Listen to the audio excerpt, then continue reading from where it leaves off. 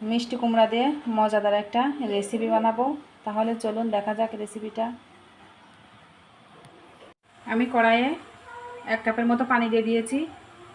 এর ভিতরে মিষ্টি কুমড়োগুলো দিয়ে দিব।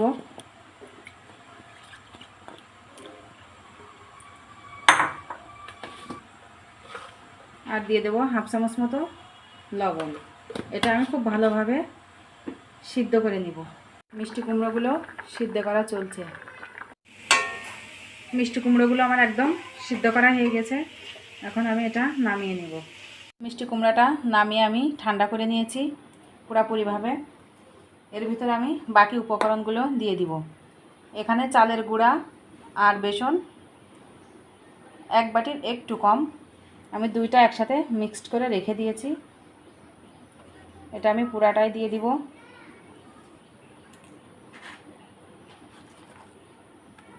পেঁয়াজ কুচি দিয়ে দিব, কাঁচামরিচ কুচি, 1/2 চা চামচ হলুদের গুঁড়া দিয়ে দিব, 1/2 চা চামচ লবণ দিব,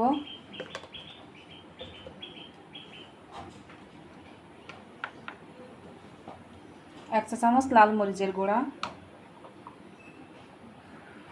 1 চা চামচ ধনিয়ার গুঁড়া,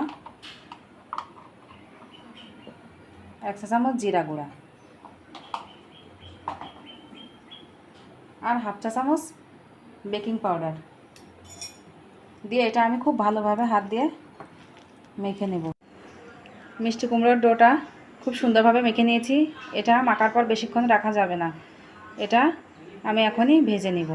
চুলায় একটা প্যান বসিয়ে দিয়েছি। প্যানটাকে গরম করে আমি পরিমাণ মতো তেল দিয়ে দিব।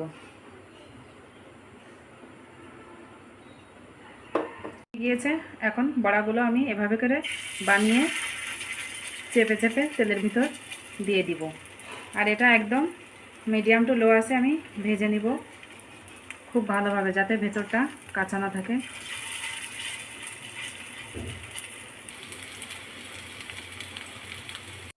বড়াগুলোর একটা সাইড হয়ে গিয়েছে, আমি এভাবে করে উল্টিয়ে আরেক সাইড ভেজে নেব লাল করে।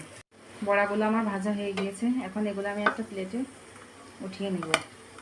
বাকি বড়াগুলোও আমি সেমভাবে দিয়ে দিব আর এভাবে লো আছে ভেজে নেব। আপনারা যারা মিষ্টি কুমড়া খেতে একেবারেই পছন্দ করেন না, তারা এই রেসিপিটা বাসায় একবার হলেও ট্রাই করবেন, দেখবেন অনেক ভালো লাগবে।